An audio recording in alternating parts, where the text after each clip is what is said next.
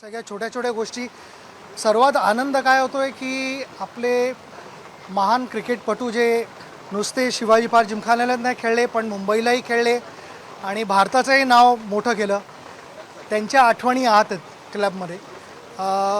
एक ट्रेडिशन जे आपलं आत्तापर्यंत शिवाजी पार्क जिमखान्याचं आहे ते रिवाईव्ह केलेलं आहे, तसंच ठेवलेलं आहे. आणि मॉडर्न गोष्टी आहेत. सर्वात इम्पॉर्टंट गोष्ट इथे मला बघून जो आनंद झालेला आहे तो मुलींसाठी इथे ड्रेसिंग रूम्स केलेले आहेत, चेंजिंग रूम्स केलेले आहेत. त्या मला वाटत नाही फारशा कुठे झालेल्या आहेत आत्तापर्यंत.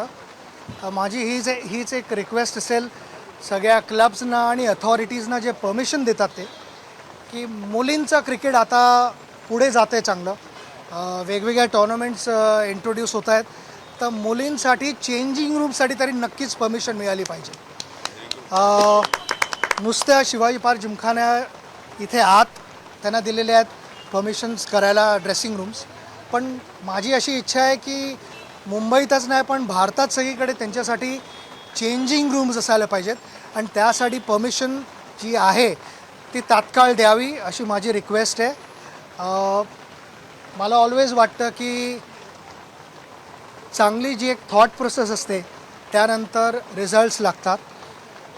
तर हे एक मोठं एक्झाम्पल आहे इकडे की ना आपण म्हणतो की थॉट्स लीड टू ॲक्शन आणि action leads to good performances.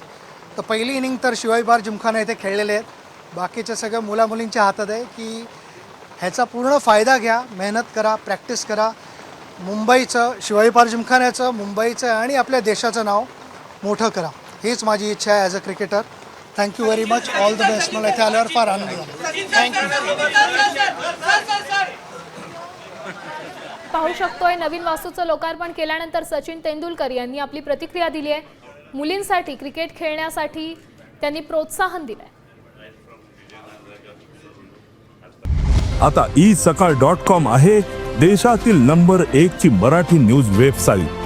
प्रत्येक अपडेटसाठी isakal.com ला नक्की भेट द्या.